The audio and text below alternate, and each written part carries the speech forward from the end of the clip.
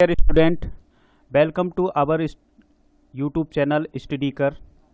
साथियों, इस वीडियो में हम डेली जीके डोज का एक वीडियो लेकर आए हैं जिसमें हम जनरल नॉलेज के कुछ महत्वपूर्ण प्रश्नों को डिस्कस करेंगे जो आपकी परीक्षा के लिए बहुत इंपॉर्टेंट होंगे। तो इसमें हम टॉप 50 एमसीक्यूज को लाए हैं जो आपकी परीक्षाओं में देखने को मिल सकते हैं, जैसे यूपीएससी, एमपीपीएससी, एसएससी, आरआरबी, जितने भी एग्ज़ाम हैं उन सब में यह वीडियो में जो क्वेश्चन है वो आपके लिए बहुत इंपॉर्टेंट होंगे। साथियों, इसके अलावा अगर आपने अभी तक हमारे सोशल मीडिया प्लेटफॉर्म को अगर ज्वाइन नहीं किया है तो ज्वाइन कर लीजिएगा, जैसे टेलीग्राम, फेसबुक, इंस्टाग्राम, ट्विटर, इन सब पर जाकर के आपको स्टडी कर को ज्वाइन जरूर कर लेना है। साथियों, अब की बार एग्ज़ाम पार इसी स्लोगन के साथ हम करते हैं आज का वीडियो शुरू और देखते हैं कि आज के इस वीडियो में कौन कौन से प्रश्न हैं। आप सभी लोग प्रश्न को पढ़ने के बाद इसका उत्तर आपको कमेंट बॉक्स में देना है और अपनी तैयारी को जांचना है कि आपने कितनी तैयारी की है, उसके अनुसार आपको और आगे बढ़ना है। साथियों, करते हैं वीडियो को शुरू और देखते हैं आज का पहला प्रश्न। आज का पहला प्रश्न है आपकी स्क्रीन पर, पृथ्वी का सबसे भीतर वाला भाग क्रोड किसका बना होता है? जो पृथ्वी है उसका जो सबसे भीतर का भाग होता है वो किसका बना होता है ये बताना है। तांबा और जस्ता, निकिल और तांबा, लोहा और जस्ता, लोहा और निकिल। साथियों, इस क्वेश्चन का आपको जवाब देना है,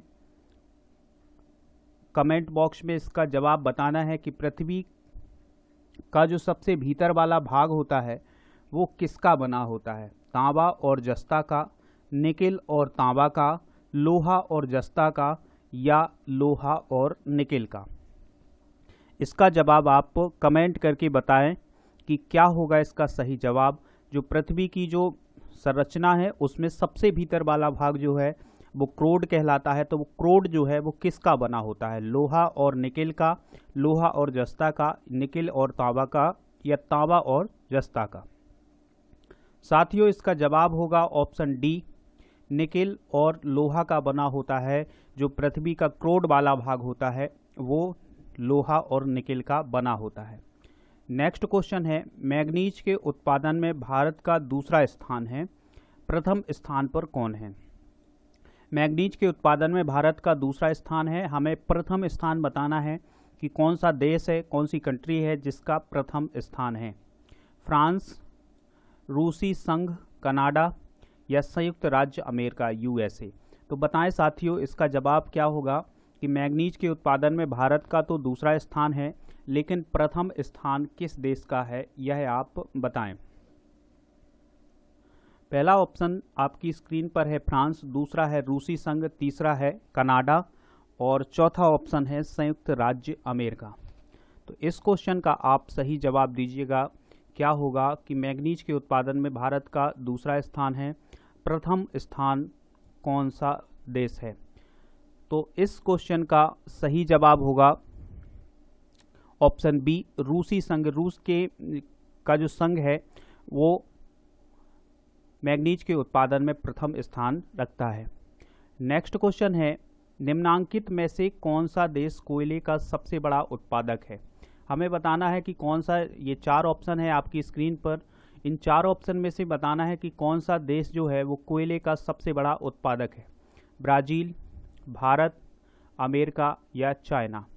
तो बताएं कोयले के उत्पादन में सबसे बड़ा उत्पादक कौन सा देश है? ब्राज़ील, भारत, अमेरिका या चीन। साथियों, इसका जवाब दें आप सभी, क्या होगा इसका सही जवाब कि कौन सा देश कोयले का सबसे बड़ा उत्पादक है? ब्राज़ील, भारत, अमेरिका या चाइना। तो इस क्वेश्चन का आपको सही जवाब बताना है, निम्नांकित में से कौन सा देश कोयले का सबसे बड़ा उत्पादक है? ब्राज़ील, भारत, अमेरिका या चाइना। साथियों, इसका जवाब दीजिएगा, क्या होगा इसका जवाब।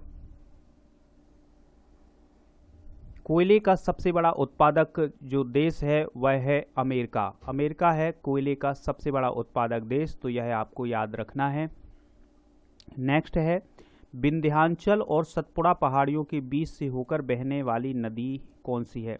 विंध्याचल पर्वत और सतपुड़ा पर्वत की जो श्रेणियां हैं उनके बीच बहने वाली उस नदी का नाम बताना है, कौन सी है? नर्मदा, सिंधु, कोसी या गोदावरी? तो विंध्याचल और सतपुड़ा की जो पहाड़ियां हैं उनके बीच से होकर बहने वाली नदी का नाम हमें बताना है कि वह कौन सी नदी है जो विंध्याचल और सतपुड़ा के बीच की जो पहाड़ियां हैं उनसे होकर बहती है। नर्मदा, सिंधु, कोसी, गोदावरी? साथियों इसका जवाब दीजिएगा क्या होगा कि सतपुड़ा और विंध्याचल की जो पहाड़ियां हैं उनके बीच होकर बहने वाली नदी कौन सी है। यह बहुत इंपॉर्टेंट प्रश्न है, परीक्षाओं में पूछा जाने वाला प्रश्न है, बहुत परीक्षाओं में पूछा गया ये प्रश्न है। साथियों जो व्यापम की परीक्षा होती है, जो पीईबी की परीक्षा है, उसमें बहुत बार पूछा गया प्रश्न है। तो इस क्वेश्चन का सही जवाब क्या होगा? ऑप्शन ए, नर्मदा नदी जो है वो सतपुड़ा और विंध्याचल की जो पहाड़ियां हैं उनके बीच से होकर गुजरती है। नेक्स्ट क्वेश्चन है, भारत में प्रथम स्थापित परमाणु संयंत्र एटॉमिक प्लांट कौन सा है? परमाणु संयंत्र बताना है कि पहला परमाणु संयंत्र कौन सा है? तारापुर परमाणु संयंत्र या कैटेनॉम परमाणु संयंत्र या कुंडनकुलम परमाणु संयंत्र या कोई अन्य? साथियों इसका जवाब आपको देना है कि भारत में प्रथम स्थापित परमाणु संयंत्र एटॉमिक प्लांट कौन सा है, प्रथम बताना है। एटॉमिक प्लांट कौन सा है? तारापुर परमाणु संयंत्र या कैटेनॉम परमाणु संयंत्र या कुंडनकुलम परमाणु संयंत्र या अन्य कोई परमाणु संयंत्र? तो प्रथम कौन सा है, बताएं इसका सही जवाब। भारत में प्रथम स्थापित परमाणु संयंत्र कौन सा है? भारत में प्रथम स्थापित परमाणु संयंत्र का नाम बताएं, क्या होगा? तारापुर परमाणु संयंत्र या कैटेनॉम परमाणु संयंत्र या कुंडनकुलम परमाणु संयंत्र या अन्य? तो कौन सा परमाणु संयंत्र है?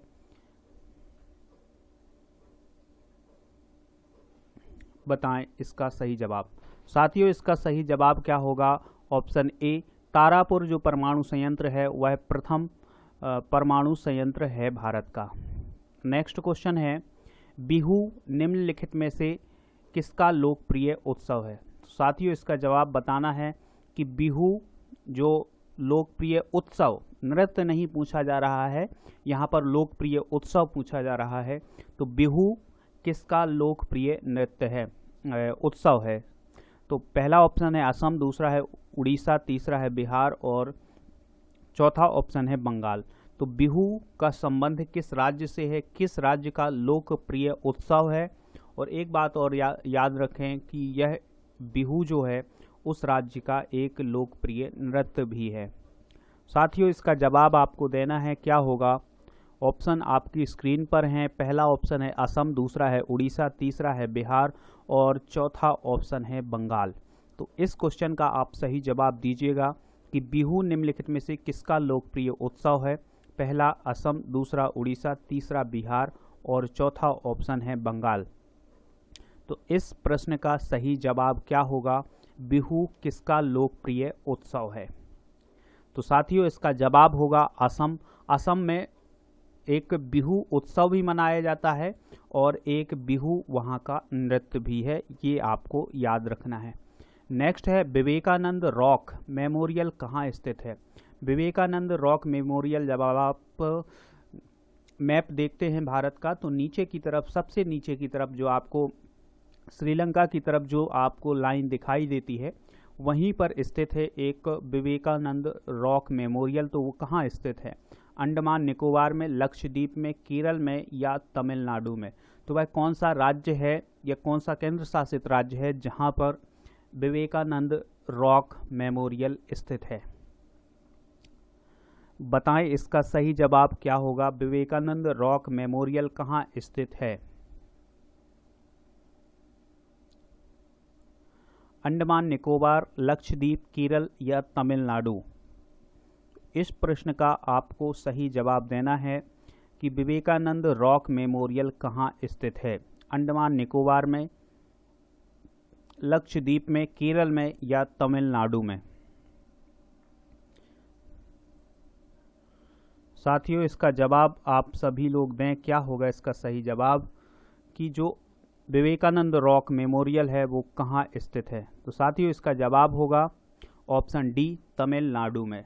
तो विवेकानंद रॉक मेमोरियल कहाँ स्थित है, तमिलनाडु। नेक्स्ट है, महात्मा गांधी को राष्ट्रपिता के रूप में उल्लेख सबसे पहले किसने किया था। महात्मा गांधी को राष्ट्रपिता के रूप में उल्लेख किसने किया था सबसे पहले, यह बताना है। सुभाष चंद्र बोस, जवाहरलाल नेहरू या वल्लभ भाई पटेल या इनमें से कोई नहीं। तो साथियों इसका जवाब देना है कि राष्ट्रपिता के रूप में उल्लेख सबसे पहले किसने किया था। महात्मा गांधी को राष्ट्रपिता के रूप में सबसे पहले उल्लेख करने वाले व्यक्ति कौन थे। सुभाष चंद्र बोस, जवाहरलाल नेहरू या वल्लभ भाई पटेल या इनमें से कोई नहीं। तो इस क्वेश्चन का आप जवाब दीजिएगा कि क्या होगा, महात्मा गांधी को राष्ट्रपिता के रूप में उल्लेख सबसे पहले किसने किया था। सुभाष चंद्र बोस, जवाहरलाल नेहरू या वल्लभ भाई पटेल या इनमें से कोई नहीं। महात्मा गांधी को राष्ट्रपिता के रूप में उल्लेखित सबसे पहले किया था सुभाष चंद्र बोस ने। सुभाष चंद्र बोस ने ही सबसे पहले महात्मा गांधी को राष्ट्रपिता की उपाधि दी थी। साथियों अगला प्रश्न है, प्रथम गोलमेज सम्मेलन कहाँ हुआ था। जो फर्स्ट गोलमेज सम्मेलन है उसको बताना है कि कहाँ हुआ था। नई दिल्ली में, लंदन में, बम्बई में या इनमें से कोई नहीं। तो साथियों अगर आपने अभी तक वीडियो को लाइक नहीं किया है तो लाइक ज़रूर कर दें और इस प्रश्न का जवाब दें। प्रथम गोलमेज सम्मेलन कहाँ हुआ था। नई दिल्ली, लंदन, बम्बई या इनमें से कोई नहीं। तो 3 गोलमेज सम्मेलन हुए थे। तो उन सम्मेलन में 3 गोलमेज सम्मेलन में हमें बताना है कि जो प्रथम गोलमेज सम्मेलन था वह कहाँ हुआ था। नई दिल्ली, लंदन, बम्बई या इनमें से कोई नहीं। साथियों इस क्वेश्चन का आप दीजिएगा जवाब, क्या होगा। प्रथम गोलमेज सम्मेलन कहाँ हुआ था। नई दिल्ली, लंदन, बम्बई या इनमें से कोई नहीं। साथियों इसका जवाब होगा ऑप्शन बी, लंदन में। तो प्रथम गोलमेज सम्मेलन कहाँ हुआ था, लंदन में। नेक्स्ट है, देश का लौह पुरुष किसे कहा जाता है। लौह पुरुष के नाम से किसे जाना जाता है। सरदार पटेल, जवाहरलाल नेहरू, महात्मा गांधी या लोकमान्य तिलक। तो साथियों इसका जवाब दें आप कि देश का जो लौह पुरुष है वो किसे कहा जाता है। सरदार पटेल या पंडित जवाहरलाल नेहरू या महात्मा गांधी या लोकमान्य तिलक। तो वह कौन सा व्यक्ति है जिसे हम लौह पुरुष के नाम से जानते हैं। तो बताएं इसका आयरन मैन जिसे हम कह सकते हैं। तो वह कौन सा व्यक्ति है जो भारत का आयरन मैन कहा जाता है। सरदार पटेल, पंडित नेहरू, महात्मा गांधी या लोकमान्य तिलक। तो उस व्यक्ति का आप सभी नाम बताएं कि जिसे हम लौह पुरुष के नाम से जानते हैं। सभी को पता है कि जिनके जन्म दिवस पर यूनिटी डे मनाया जाता है उन्हीं का नाम है सरदार पटेल और उन्हें कहते हैं हम लौह पुरुष। नेक्स्ट क्वेश्चन है, महात्मा गांधी निम्नलिखित में से किनसे अधिक प्रभावित थे। महात्मा गांधी किनसे अधिक प्रभावित थे। Bernard Shaw, Leo Tolstoy, Karl Marx या इनमें से कोई नहीं। तो बताएं जो महात्मा गांधी पर सबसे अधिक प्रभाव किसका था। तो बर्नार्ड शॉ का या लियो टॉलस्टॉय का, कार्ल मार्क्स का या इनमें से कोई नहीं। साथियों इसका जवाब दीजिएगा कि महात्मा गांधी निम्नलिखित में से किनसे अधिक प्रभावित थे। Bernard Shaw, Leo Tolstoy, Karl Marx या इनमें से कोई नहीं। तो इसका आपको बताना है सही जवाब कि महात्मा गांधी किनसे अधिक प्रभावित थे। बर्नार्ड शॉ, लियो टॉलस्टॉय या कार्ल मार्क्स या इनमें से कोई नहीं। तो साथियों इसका जवाब क्या होगा। तो इसका जवाब होगा ऑप्शन बी, लियो टॉलस्टॉय जो होगा उनसे सबसे अधिक प्रभावित थे कौन, महात्मा गांधी। नेक्स्ट है, पंजाब केसरी के नाम से विख्यात थे। पंजाब केसरी के नाम से कौन विख्यात था।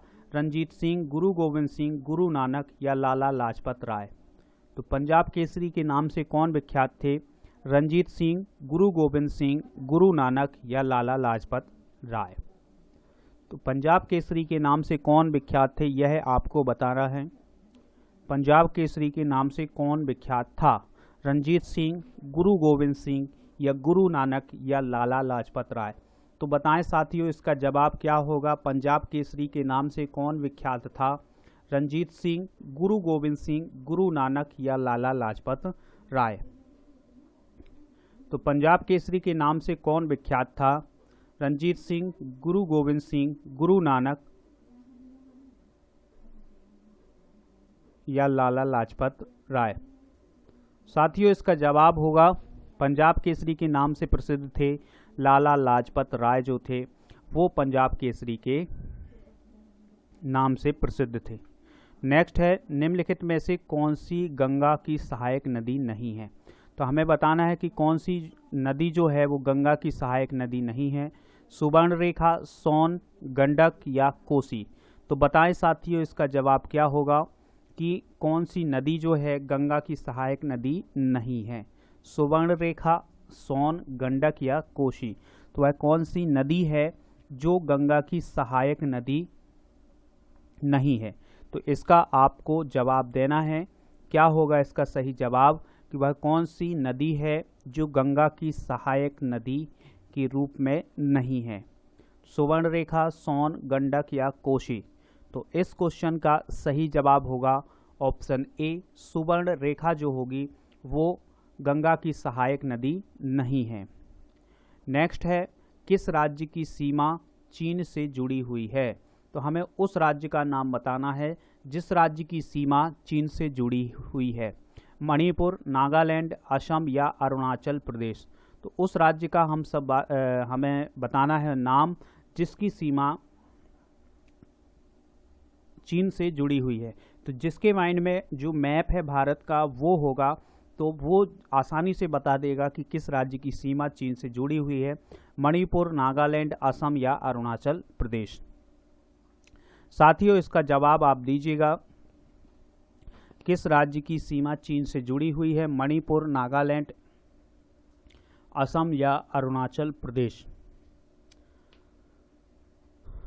तो वह कौन सा राज्य है जिसकी सीमा चीन से जुड़ी हुई है? तो इसका सही उत्तर होगा ऑप्शन डी, अरुणाचल प्रदेश जो है उसकी सीमा चीन से जुड़ी हुई है। नेक्स्ट है, कितने वर्ष के पश्चात राष्ट्रीय जनगणना होती है? तो हमें बताना है कि राष्ट्रीय जनगणना जो है वो कितने वर्ष के बाद होती है। तो इसका जवाब देना है 10 वर्ष या 5 वर्ष या 3 वर्ष या 25 वर्ष। तो बहुत सरल प्रश्न है, इसका जवाब सभी दें। क्या होगा इसका सही जवाब कि कितने वर्षों के पश्चात भारत में राष्ट्रीय जनगणना होती है? 10 वर्ष के पश्चात या 5 वर्ष के पश्चात या 3 वर्ष के पश्चात या 25 वर्ष के पश्चात? साथियों, इसका जवाब आप सभी लोग दें। क्या होगा इसका सही जवाब कि कितने वर्ष के पश्चात राष्ट्रीय जनगणना होती है? 10 वर्ष के पश्चात या 5 वर्ष के पश्चात या 3 वर्ष के पश्चात या 25 वर्ष के पश्चात? तो साथियों, इसका जवाब होगा 10 वर्ष के पश्चात। 2011 में पिछली जनगणना हुई थी, अब 2021 में होगी अगली जनगणना। तो नेक्स्ट है, काजीरंगा राष्ट्रीय उद्यान राष्ट्रीय पार्क है या राष्ट्रीय उद्यान है? तो हमें बताना है कि जो काजीरंगा राष्ट्रीय उद्यान है वह किस राज्य में स्थित है? उड़ीसा में, महाराष्ट्र में, असम में या इनमें से कोई नहीं? तो वह कौन सा राज्य है जिस राज्य में काजीरंगा राष्ट्रीय उद्यान है या काजीरंगा पार्क है? तो उड़ीसा में, महाराष्ट्र में, असम में या इनमें से कोई नहीं? साथियों, इसका जवाब दीजिएगा। क्या होगा? काजीरंगा राष्ट्रीय उद्यान या राष्ट्रीय पार्क कहाँ स्थित है? उड़ीसा में, महाराष्ट्र में, असम में या इनमें से कोई नहीं? ये तीन ऑप्शन आपकी स्क्रीन पर हैं। 4 ऑप्शन आपकी स्क्रीन पर हैं। ये इनमें से जवाब दीजिएगा कि काजीरंगा राष्ट्रीय पार्क कहाँ स्थित है? उड़ीसा में, महाराष्ट्र में, असम में या इनमें से कोई नहीं? तो इसका सही जवाब होगा साथियों असम में। जो काजीरंगा राष्ट्रीय उद्यान है वह कहाँ है? असम में है। नेक्स्ट है, ऑपरेशन फ्लड से संबंधित है। तो ऑपरेशन फ्लड जो चला था वह किससे संबंधित है? तमिलनाडु में बाढ़ नियंत्रण, दूध का आयात या डेयरी विकास। तो बताएं ऑपरेशन फ्लड किससे संबंधित है? बताएं, ये 4 ऑप्शन आपकी स्क्रीन पर हैं। बताएं जो ऑपरेशन फ्लड है वो किससे संबंधित है? तो क्या तमिलनाडु राज्य से संबंधित है, या बाढ़ नियंत्रण से संबंधित है, या दूध के आयात से संबंधित है, या डेयरी विकास से संबंधित है? तो ऑपरेशन फ्लड को बताना है कि यह किससे संबंधित है। क्या यह तमिलनाडु राज्य से संबंधित है, कि क्या ये तमिलनाडु राज्य का कोई स्कीम है, क्या है, या फिर ये बाढ़ नियंत्रण से संबंधित है, या दूध के आयात से संबंधित है, या डेयरी विकास से संबंधित है? साथियों, इसका जवाब दें आप सभी कि ऑपरेशन फ्लड किससे संबंधित है। ऑपरेशन फ्लड जो है वो संबंधित है दूध के आयात से। सॉरी, ऑप्शन डी डेयरी विकास जो है उससे संबंधित है। ऑप्शन डी जो है ऑपरेशन फ्लड जो है वो डेयरी विकास से संबंधित है। नेक्स्ट है, धान की खेती के लिए उत्तम मिट्टी कौन सी है? जब धान की खेती की जाती है तो उसके लिए कौन सी मिट्टी सबसे अधिक उपयुक्त है? सख्त मिट्टी, काली मिट्टी, दोमट मिट्टी या लाल मिट्टी?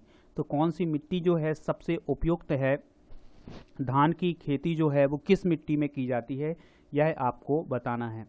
तो सख्त मिट्टी, काली मिट्टी, दोमट मिट्टी या लाल मिट्टी? तो वह कौन सी मिट्टी है जिसमें हम धान की खेती को आसानी से कर सकते हैं, या धान की खेती के लिए वह सबसे अच्छी मिट्टी है? तो बताएं इसका सही जवाब, और वीडियो को लाइक जरूर करना है, दोस्तों के साथ शेयर करें, ज़्यादा से ज़्यादा लोगों को जोड़ने की कोशिश करें। पहला ऑप्शन है सख्त मिट्टी, काली मिट्टी, दोमट मिट्टी, और चौथा ऑप्शन है लाल मिट्टी। तो इस प्रश्न का आप सही जवाब दीजिएगा कि धान की खेती के लिए उत्तम मिट्टी कौन सी है।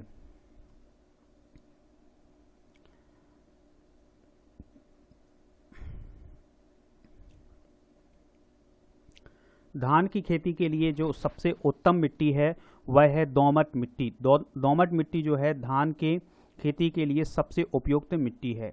कौन से भारतीय शहर हैवी इलेक्ट्रिकल से संबंधित है? नागपुर, रायपुर, भोपाल या लखनऊ?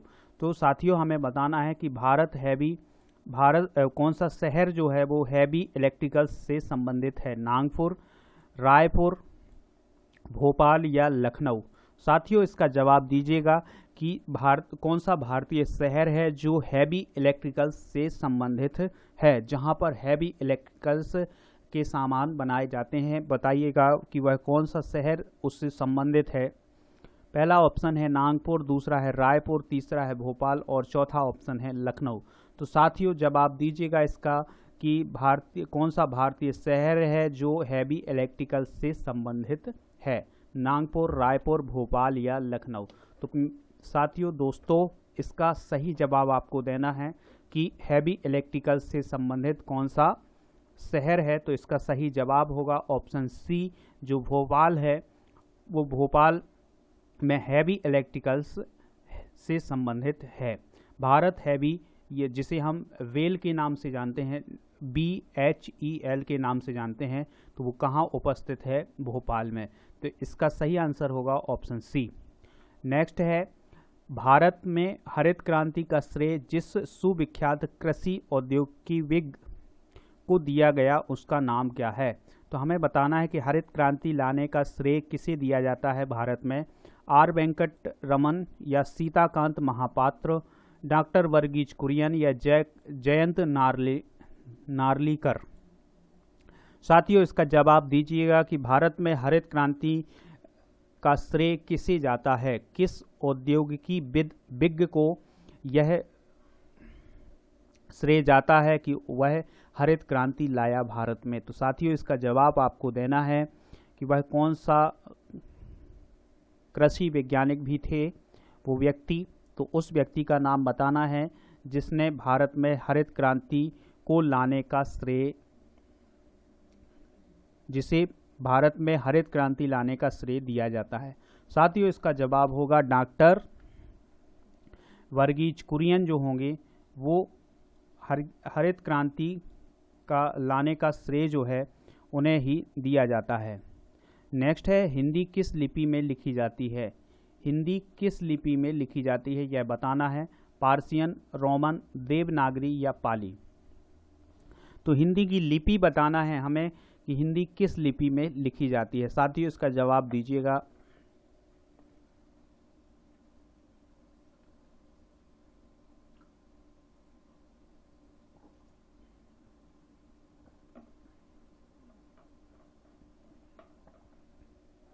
हिंदी किस लिपि में लिखी जाती है, इसका सही जवाब क्या होगा? Option C. ऑप्शन सी जो होगा वो होगा सही जवाब। देवनागरी में लिखी जाती है हिंदी। नेक्स्ट है राष्ट्रीय विज्ञान दिवस किस दिन मनाया जाता है। राष्ट्रीय विज्ञान दिवस को बताना है कि वह किस दिन मनाया जाता है। 21 जनवरी, 21 मार्च, 28 फरवरी या 23 मार्च। तो साथियों हमें बताना है कि राष्ट्रीय विज्ञान दिवस किस दिन मनाया जाता है। 21 जनवरी, 21 मार्च या 28 फरवरी या 23 मार्च। तो भाई कौन सी डेट है जिस दिन हम राष्ट्रीय नेशनल साइंस डे मनाते हैं। तो नेशनल साइंस डे किस दिन मनाया जाता है यह बताएं कि किस दिन हम राष्ट्रीय विज्ञान दिवस के रूप में मनाते हैं भारत में। 21 जनवरी, 21 मार्च, 28 फरवरी या 23 मार्च। तो वह कौन सा दिवस है जिस दिन हम राष्ट्रीय विज्ञान दिवस के रूप में उसे मनाते हैं। तो साथियों इसका जवाब होगा ऑप्शन सी। 28 फरवरी के दिन हम राष्ट्रीय विज्ञान दिवस के रूप में मनाते हैं। नेक्स्ट है राष्ट्रीय खेल दिवस किस दिन मनाया जाता है। राष्ट्रीय खेल दिवस 29 मार्च, 29 अगस्त या 20 सितंबर या 2 दिसंबर। तो बताएं कि राष्ट्रीय खेल दिवस किस दिन मनाया जाता है। इसका आपको सही जवाब देना है कि नेशनल स्पोर्ट्स डे कब मनाया जाता है। नेशनल स्पोर्ट डे कब मनाया जाता है बताएं। 29 मार्च, 29 अगस्त, 20 सितंबर या 2 दिसंबर। तो वह कौन सी तारीख है जिस दिन हम राष्ट्रीय खेल दिवस के रूप में उसे मनाते हैं। साथियों इसका जवाब आप कमेंट करके बताएं कि क्या होगा इसका सही जवाब कि किस दिन हम राष्ट्रीय खेल दिवस मनाते हैं। तो साथियों इस क्वेश्चन का आपको सही जवाब देना है अपने कमेंट बॉक्स में। और इसके अलावा अगर आपने अभी तक वीडियो को लाइक नहीं किया है तो लाइक कर दीजिएगा, दोस्तों को शेयर कर दीजिएगा कि वो भी आए और वो भी अपना टेस्ट दें। तो साथियों इस क्वेश्चन का सही जवाब होगा 29 अगस्त। ऑप्शन बी जो होगा वो सही होगा। राष्ट्रीय खेल दिवस कब मनाया जाता है? 29 अगस्त को। नेक्स्ट है किस महापुरुष की जयंती राष्ट्रीय युवा दिवस के रूप में मनाया जाता है। हमें बताना है कि वह कौन सा महापुरुष है जिसकी जयंती को हम राष्ट्रीय युवा दिवस के रूप में मनाते हैं। नेशनल यूथ डे हम किस महापुरुष की जयंती के रूप में मनाते हैं। महात्मा गांधी, सरदार भगत सिंह, चंद्रशेखर आज़ाद या स्वामी विवेकानंद।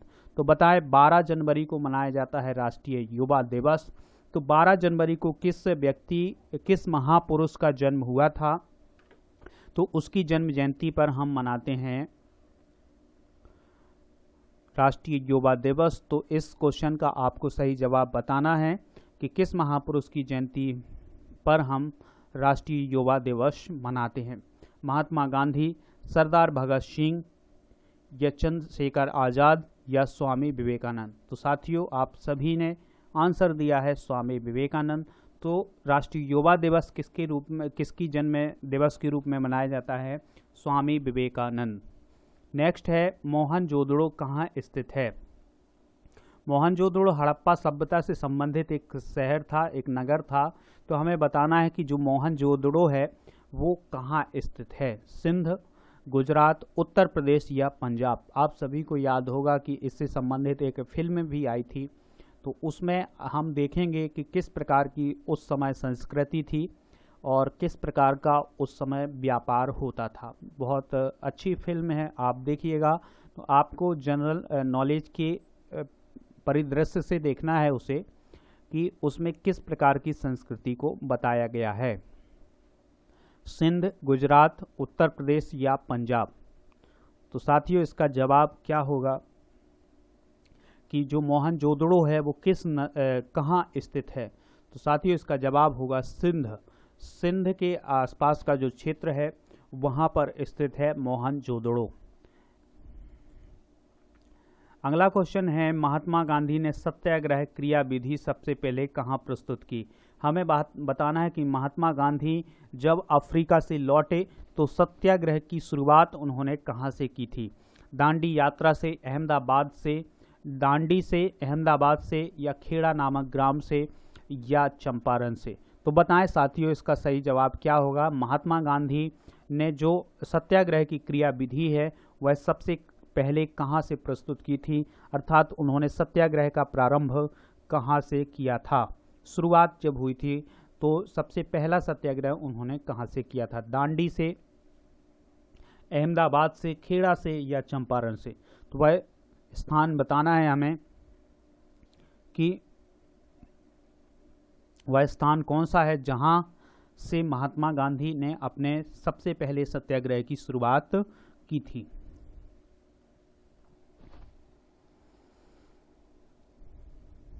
साथियों इसका सही जवाब होगा ऑप्शन डी, चंपारण से उन्होंने सबसे पहले सत्याग्रह की शुरुआत की थी।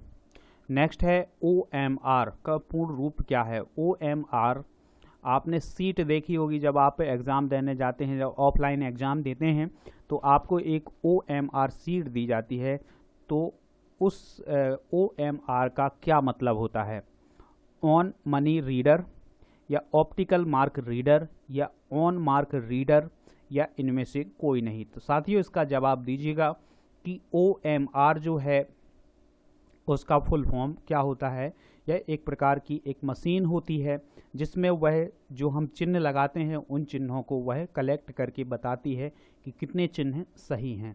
तो बताएं OMR का पूर्ण रूप क्या है, on money reader, optical mark reader या ऑन मार्क रीडर। तो साथियों इसका जवाब आपको बताना है, क्या होगा इसका सही जवाब कि OMR का पूर्ण रूप क्या है, on money reader, optical mark reader या ऑन मार्क रीडर या इनमें से कोई नहीं।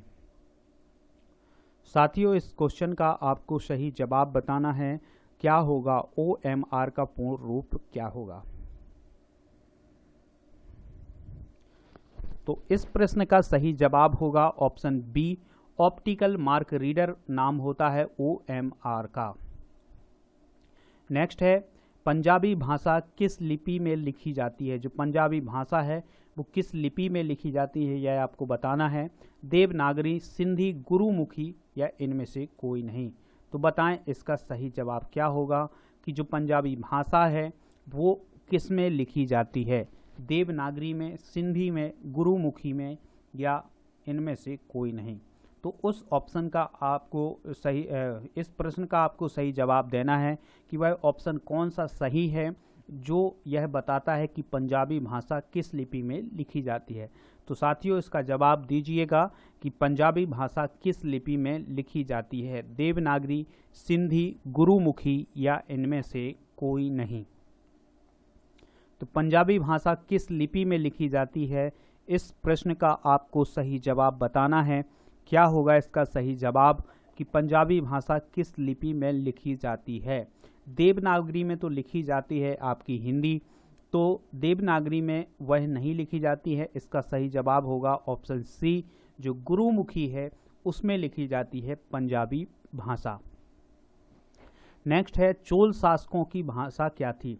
चोल शासक जो हैं वो दक्षिण भारत से संबंधित शासक हैं। तो हमें बताना है कि चोल शासकों की भाषा क्या थी, तमिल, संस्कृत, कन्नड़ या तेलुगु। तो चोल शासक किस प्रकार की भाषा बोलते थे, कौन सी भाषा बोलते थे, इसको बताना है। क्या वो तमिल बोलते थे या संस्कृत, कन्नड़ या तेलुगु। तो चोल साम्राज्य जो था या चोल शासक जो थे उस समय कौन सी भाषा बोलते थे, तमिल, संस्कृत, कन्नड़ या तेलुगु। तो साथियों बताइएगा इसका सही जवाब कि चोल शासक कौन सी भाषा बोलते थे। या चोल शासकों की कौन सी भाषा थी? तो इस प्रश्न का आपको सही जवाब देना है, चोल शासकों की भाषा क्या थी?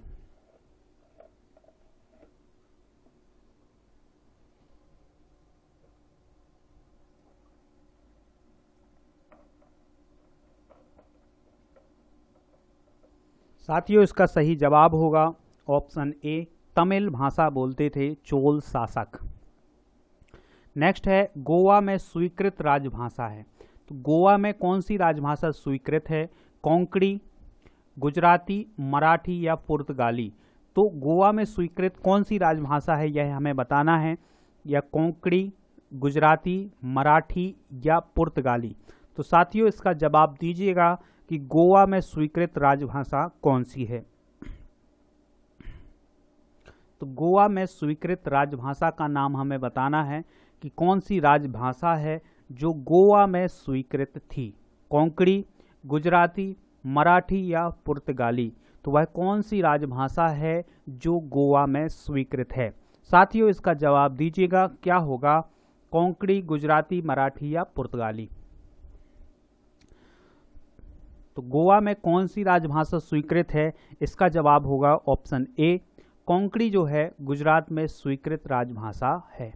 नेक्स्ट है, पोर्ट विलियम कॉलेज कहाँ है? हमें बताना है कि पोर्ट विलियम कॉलेज जो है वो कहाँ स्थित है, आगरा, नई दिल्ली, मुंबई या कोलकाता? तो वह कौन सा शहर है जहाँ पर पोर्ट विलियम कॉलेज स्थित है? आप सभी लोग बताएं इसका सही जवाब कि फोर्ट विलियम कॉलेज कहाँ स्थित है, आगरा, नई दिल्ली, मुंबई या कोलकाता? तो उस शहर का नाम बताना है जहाँ पर फोर्ट विलियम कॉलेज स्थित है। साथियों, इस प्रश्न का आप सही जवाब बताइएगा, क्या होगा? फोर्ट विलियम कॉलेज कहाँ स्थित है, आगरा में, दिल्ली में या मुंबई में या कोलकाता में? तो फोर्ट विलियम कॉलेज कहाँ पर स्थित है, इस प्रश्न का आप सभी लोग जवाब दीजिएगा कि क्या होगा इसका सही जवाब कि फोर्ट विलियम कॉलेज कहाँ स्थित है। तो साथियों, फोर्ट विलियम कॉलेज जो है वो स्थित है कोलकाता में। अगला प्रश्न है, भारत की अंतर्राष्ट्रीय विमान सेवा है। तो हमें बताना है कि भारत की जो अंतर्राष्ट्रीय विमान सेवा है उसको हम क्या कहते हैं, सहारा एयर, इंडियन एयरलाइंस या एयर इंडिया या एयरलाइंस इंडिया? तो बताएं इसका सही जवाब क्या होगा कि भारत की जो अंतर्राष्ट्रीय विमान सेवा है उसको हम क्या कहते हैं, सहारा एयर या इंडियन एयरलाइंस या एयर इंडिया या एलायंस एयर? तो बताएं इस प्रश्न का सही जवाब क्या होगा। इस प्रश्न का सही जवाब कि भारत की जो अंतर्राष्ट्रीय विमान सेवा है उसे हम क्या कहते हैं। तो मेरे प्यारे साथियों, दोस्तों, इस क्वेश्चन का आप सभी को जवाब देना है, क्या होगा इसका सही जवाब कि जो भारत की अंतर्राष्ट्रीय विमान सेवा है उसको हम क्या कहते हैं। तो सहारा एयर कहते हैं कि इंडियन एयरलाइंस कहते हैं या एयर इंडिया कहते हैं या एलायंस एयर कहते हैं? तो साथियों, इसका जवाब होगा ऑप्शन सी, एयर इंडिया के नाम से जाना जाता है भारत की अंतर्राष्ट्रीय विमान सेवा को। नेक्स्ट है, ग्रांड ट्रंक रोड किसने बनवाई थी? तो हमें उस व्यक्ति का नाम बताना है जिसने ग्रांड ट्रंक रोड को बनवाया था। ऑप्शन है अकबर, जहांगीर, शाहजहां या शेर शाह सूरी? तो बताएं इस प्रश्न का सही जवाब, या इसे हम जीटी रोड के नाम से भी जानते हैं। तो जीटी रोड का निर्माण किसने करवाया था? ऑप्शन आपकी स्क्रीन पर हैं, अकबर, जहांगीर, शाहजहां या शेर शाह सूरी? तो वह व्यक्ति कौन था जिसने जीटी रोड का निर्माण करवाया था? अकबर, जहांगीर, शाहजहां या शेर शाह? तो जीटी रोड का निर्माण करवाने वाला व्यक्ति कौन था? अकबर, जहांगीर, शाहजहां या शेर शाह? तो उस व्यक्ति का नाम हमें बताना है जिसने ग्रांड ट्रंक रोड बनवाई थी, अकबर, जहांगीर, शाहजहां या शेर शाह सूरी? तो उस व्यक्ति का नाम हम बताएं कि वह कौन सा व्यक्ति था या कौन सा शासक था जिसने जीटी रोड का निर्माण करवाया था। तो पहला ऑप्शन अकबर, जहांगीर, शाहजहां या शेरशाह सूरी। तो साथियों इसका जवाब होगा शेरशाह सूरी। ऑप्शन डी जो होगा वह होगा सही। शेरशाह सूरी ने जम्मू कश्मीर के आसपास इस रोड का निर्माण करवाया था। नेक्स्ट है स्वर्णिम चतुर्भुज परियोजना किससे संबंधित है। स्वर्णिम चतुर्भुज परियोजना को बताना है कि वह किससे संबंधित है। सड़क परिवहन, वायु परिवहन, जल परिवहन या रेल परिवहन। तो बताएं इसका सही जवाब कि जो स्वर्णिम चतुर्भुज परियोजना है वह किससे संबंधित है। सड़क परिवहन, वायु परिवहन या जल परिवहन या रेल परिवहन। तो उस हमें बताना है कि जो स्वर्णिम परियोजना है, स्वर्णिम चतुर्भुज परियोजना, इस प्रकार से एक परियोजना चलाई गई है जिसमें हमने 4 शहरों को जोड़ा है। पीएससी में यह प्रश्न पूछा गया था, एमपीपीएससी में पूछा गया था प्रश्न की स्वर्णिम चतुर्भुज परियोजना किससे संबंधित है। तो इसका सही जवाब होगा सड़क परिवहन से। तो इसमें 4 शहरों को जोड़ा गया था, जो भारत के 4 महानगर हैं उनको जोड़ने का प्रयास किया गया था और ये सड़क परिवहन के माध्यम से जोड़ा गया था। तो दिल्ली, मुंबई, चेन्नई और कोलकाता, ये 4 शहर जोड़े गए थे स्वर्णिम चतुर्भुज परियोजना से। नेक्स्ट है, तो इसका सही आंसर क्या होगा, ऑप्शन ए जो होगा वो होगा सही आंसर। नेक्स्ट है, निम्नलिखित में से कौन सा ऊर्जा का परंपरागत स्रोत नहीं है। साथियों हमें बताना है कि ऊर्जा का परंपरागत स्रोत कौन सा नहीं है। प्राकृतिक गैस, खनिज तेल, भूतापीय ऊर्जा या कोयला। तो इस क्वेश्चन का आप सभी लोग जवाब दें कि निम्नलिखित में से कौन सा ऊर्जा का परंपरागत स्रोत नहीं है। प्राकृतिक गैस, खनिज तेल या भूतापीय ऊर्जा या कोयला। तो साथियों इसका जवाब दीजिएगा कि निम्नलिखित में से कौन ऊर्जा का परंपरागत स्रोत नहीं है। प्राकृतिक गैस, खनिज तेल या भूतापीय ऊर्जा या कोयला। तो निम्नलिखित में से कौन सा ऊर्जा का परंपरागत स्रोत नहीं है। तो ऑप्शन आपकी स्क्रीन पर है, प्राकृतिक गैस, कोयला, प्राकृतिक गैस, खनिज तेल या भूतापीय ऊर्जा या कोयला। तो साथियों इसका जवाब दीजिएगा कि परंपरागत स्रोत कौन सा नहीं है। तो इसका सही जवाब होगा ऑप्शन सी, भूतापीय ऊर्जा जो है वो भूतापीय ऊर्जा का परंपरागत स्रोत नहीं है। नेक्स्ट है, ध्रुपद गायकी के लिए प्रसिद्ध घराना है। भारत में कुछ संगीत घराने हैं, तो उनमें से बताना है कि वह कौन सा घराना है जो ध्रुपद गायकी के लिए प्रसिद्ध है। मेवाती घराना, जयपुर घराना या किराना घराना या ग्वालियर घराना। तो बताएं साथियों इसका सही जवाब क्या होगा कि ध्रुपद गायकी के लिए कौन सा घराना प्रसिद्ध है। तो इस क्वेश्चन का सही जवाब आप सभी लोग कमेंट करके बताएं क्या होगा। और अगर आपने अभी तक वीडियो को लाइक नहीं किया है तो लाइक जरूर करें। ध्रुपद गायकी के लिए प्रसिद्ध घराना कौन सा है। मेवाती घराना, जयपुर घराना या किराना घराना या ग्वालियर घराना। साथियों इसका जवाब क्या होगा यह आपको बताना है। तो ध्रुपद गायकी के लिए प्रसिद्ध घराना कौन सा है। ग्वालियर का घराना जो है वो ध्रुपद गायकी के लिए बहुत ही प्रसिद्ध था। पंडित भीमसेन जोशी का संबंध किससे है। पंडित भीमसेन जोशी हैं तो कौन हैं, तो बांसुरी वादक हैं या हिंदुस्तानी गायक हैं या सितार वादक हैं या ओडिसी नर्तक हैं। तो बताएं इसका सही जवाब कि पंडित भीमसेन जोशी जो हैं उनका संबंध किससे है। क्या यह एक बांसुरी वादक हैं या हिंदुस्तानी गायक हैं या सितार वादक हैं या ओडिसी नर्तक हैं। तो साथियों इसका जवाब आपको बताना है कि भीमसेन जोशी किससे संबंधित हैं। बांसुरी वादक हैं कि हिंदुस्तानी गायक हैं या सितार वादक हैं या ओडिसी नर्तक हैं।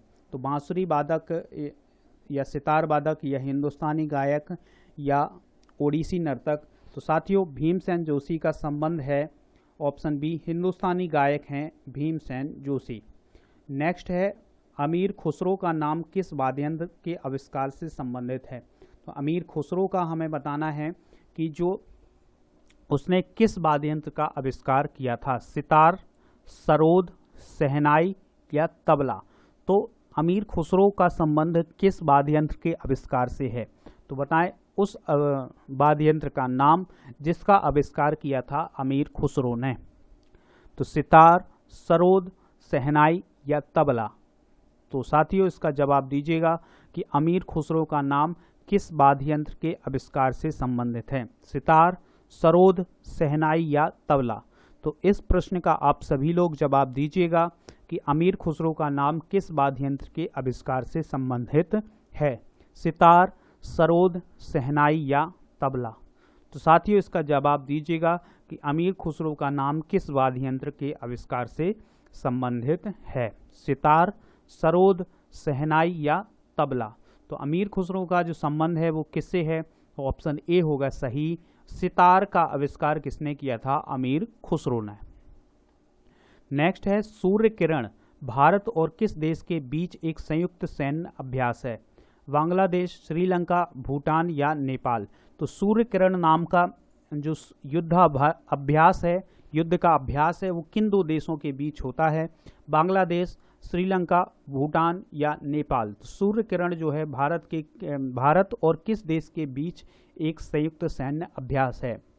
भारत का कुछ देशों के साथ संयुक्त सैन्य अभ्यास होता है, तो हमें बताना है कि सूर्य किरण नाम का जो संयुक्त अभ्यास है, सैन्य अभ्यास जिसमें सेनाएं अभ्यास करती हैं आपस में मिलकर के, तो किस देश के साथ भारत संयुक्त सैन्य अभ्यास करता है सूर्य किरण नाम का? बांग्लादेश, श्रीलंका, भूटान या नेपाल? तो साथियों इस क्वेश्चन का सही जवाब होगा ऑप्शन डी। आंसर होगा ऑप्शन डी। नेपाल के साथ भारत कौन सा संयुक्त सैन्य अभ्यास करता है? तो उसका सही जवाब होगा नेपाल। अगला प्रश्न है नालंदा विश्वविद्यालय का संस्थापक कौन था? नालंदा विश्वविद्यालय का संस्थापक बताना है समुद्रगुप्त, कुमारगुप्त, स्कंदगुप्त या धर्मपाल?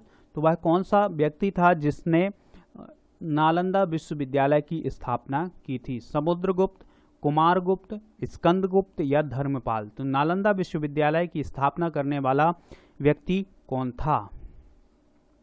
नालंदा विश्वविद्यालय का संस्थापक कौन था? समुद्रगुप्त, कुमारगुप्त, स्कंदगुप्त या धर्मपाल?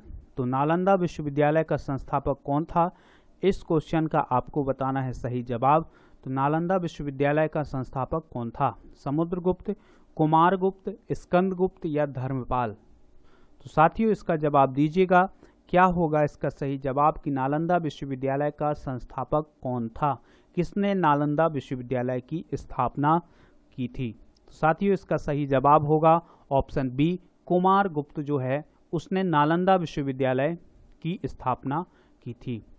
अगला प्रश्न है कौन सी रेखा विषुवत रेखा के समांतर है?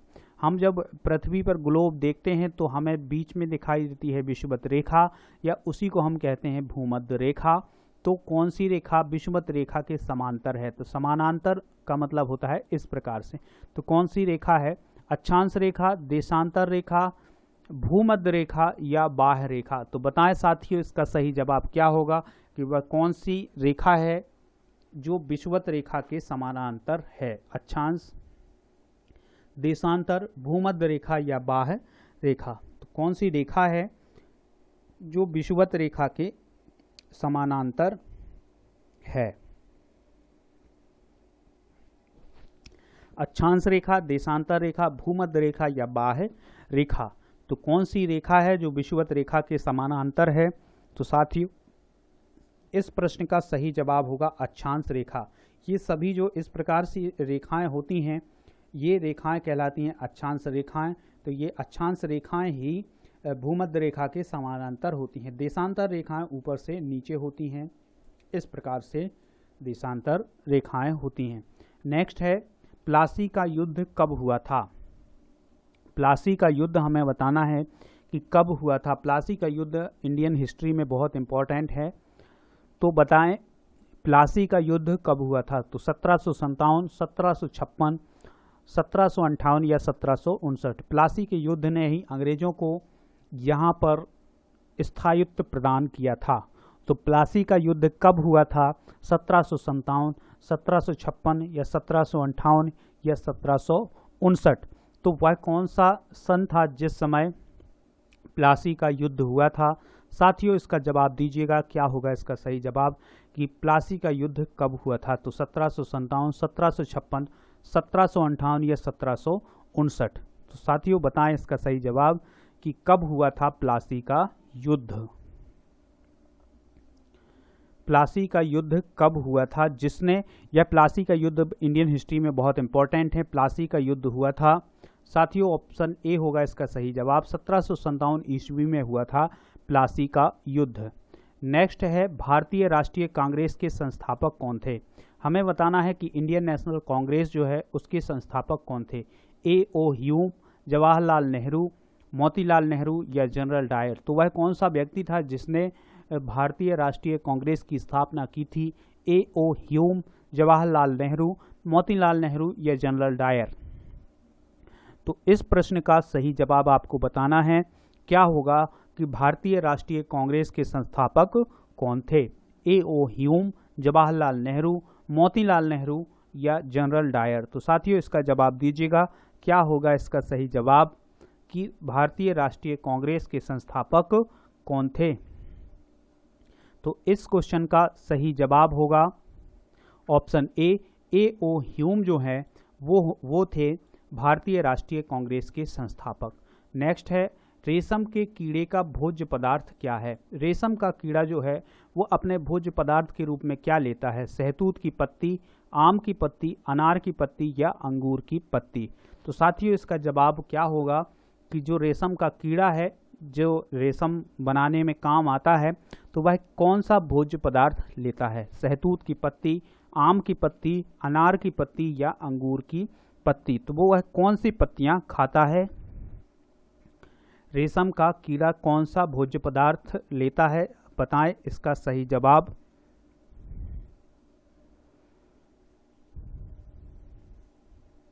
तो साथियों इसका सही जवाब होगा सहतूत की पत्ती। ऑप्शन ए जो होगा वह होगा सही जवाब। अगला प्रश्न है, पूर्वोत्तर राज्य में सबसे बड़ा राज्य कौन सा है। जो पूर्वोत्तर के राज्य हैं तो उनमें हमें बताना है कि सबसे बड़ा राज्य कौन सा है। अरुणाचल प्रदेश, सिक्किम, नागालैंड या आसाम। तो साथियों इसका सही जवाब दीजिएगा कि पूर्वोत्तर के जो राज्य हैं उनमें सबसे बड़ा राज्य कौन सा है। अरुणाचल प्रदेश है या सिक्किम है, नागालैंड है या असम है। तो बताएं इसका सही जवाब क्या होगा कि जो पूर्वोत्तर के राज्य हैं उनमें सबसे बड़ा राज्य कौन सा है। अरुणाचल प्रदेश, सिक्किम, नागालैंड या आसाम।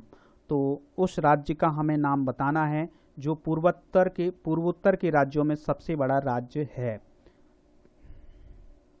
पहला ऑप्शन है अरुणाचल प्रदेश, दूसरा है सिक्किम, तीसरा है नागालैंड और चौथा ऑप्शन है आसाम। तो पूर्वोत्तर के राज्य में सबसे बड़ा राज्य कौन सा है। अरुणाचल प्रदेश, सिक्किम, नागालैंड या आसाम। तो साथियों इसका जवाब होगा ऑप्शन ए। अरुणाचल प्रदेश जो है वो पूर्वोत्तर के जो राज्य हैं जिन्हें हम 7 बहनें कहते हैं उनमें अरुणाचल प्रदेश सबसे बड़ा है। नेक्स्ट है, कंचनजंगा पर्वत शिखर कहाँ स्थित है। सिक्किम, मणिपुर, अरुणाचल प्रदेश या आसाम। तो कंचनजंगा जो पर्वत है वह कहाँ स्थित है, इसको हमें बताना है। पहला ऑप्शन है आपकी स्क्रीन पर सिक्किम, दूसरा है मणिपुर, तीसरा है अरुणाचल प्रदेश और चौथा ऑप्शन है आसाम। तो बताएं इसका सही जवाब क्या होगा। कंचनजंगा पर्वत शिखर कहाँ स्थित है। सिक्किम, मणिपुर, अरुणाचल प्रदेश या आसाम।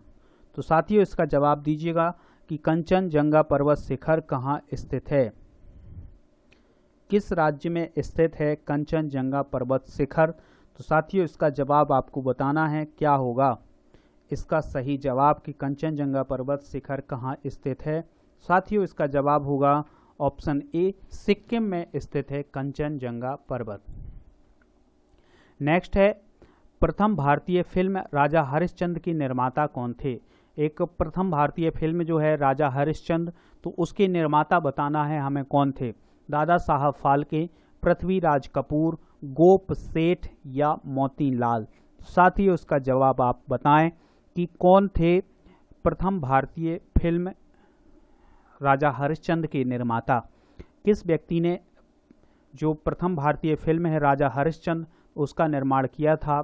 तो ऑप्शन आपकी स्क्रीन पर है, दादा साहब फाल्के, पृथ्वीराज कपूर, गोप सेठ या मोतीलाल। साथियों इसका जवाब होगा ऑप्शन ए, दादा साहब फाल्के जो हैं प्रथम भारतीय फिल्म राजा हरिश्चंद्र के निर्माता थे। नेक्स्ट है, घरेलू उपयोग में पाए जाने वाला चीनी जो है उसमें क्या पाया जाता है? सुक्रोज, ग्लूकोज, शर्करा या निकोटीन। तो घरेलू उपयोग में जो हम चीनी उपयोग करते हैं तो उसमें क्या पाया जाता है? सुक्रोज पाया जाता है, ग्लूकोज, शर्करा या निकोटीन। तो साथियों दीजिएगा इसका सही जवाब कि घरेलू उपयोग में पाए जाने वाला जो चीनी है उसमें क्या पाया जाता है? सुक्रोज, ग्लूकोज, शर्करा या निकोटीन। साथियों इस प्रश्न का सही जवाब आप सभी लोग बताएं क्या होगा? तो इस क्वेश्चन का सही जवाब होगा ऑप्शन ए, सुक्रोज जो है घरेलू उपयोग में पाई जाने वाली जो चीनी है उसमें पाया जाता है। अगला प्रश्न है, चोल प्रशासन की मुख्य विशेषता क्या थी? ग्रामीण स्वायत्तता, धर्मनिरपेक्षता, आत्मशासन या स्वतंत्रता। तो जो चोल साम्राज्य था उसकी विशेषता हमें बतानी है कि क्या थी? ग्रामीण स्वायत्तता, धर्मनिरपेक्षता, आत्मशासन या स्वतंत्रता। तो साथियों इसका जवाब आप सभी लोग बताएं कि क्या होगा इसका सही जवाब? ग्रामीण।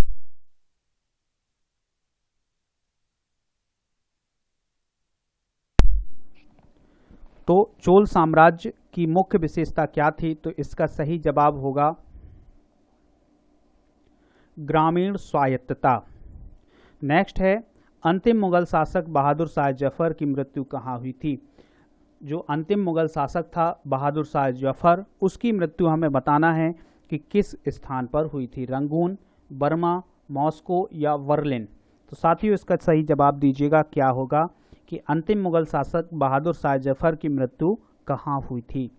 तो इस क्वेश्चन का सही जवाब आप सभी लोग बताएं कि अंतिम मुगल शासक जो था बहादुर शाह जफर द्वितीय, सेकंड था ये, तो उसकी मृत्यु कहाँ हुई थी? रंगून, बर्मा, मॉस्को या बर्लिन में।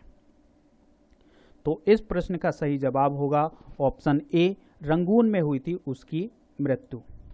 साथियों आज की वीडियो में इतने ही प्रश्न। अगर आपने अभी तक चैनल को सब्सक्राइब नहीं किया तो सब्सक्राइब कर लें। आप हमारे टेलीग्राम चैनल को ज्वाइन कर सकते हैं। इसके अलावा आप हमारे Facebook page, Twitter account, Instagram, इन सब पर जाकर के स्टडीकर को फॉलो करें, ज्वाइन करें। तो साथियों मिलते हैं अगले वीडियो में, तब तक के लिए जय हिंद,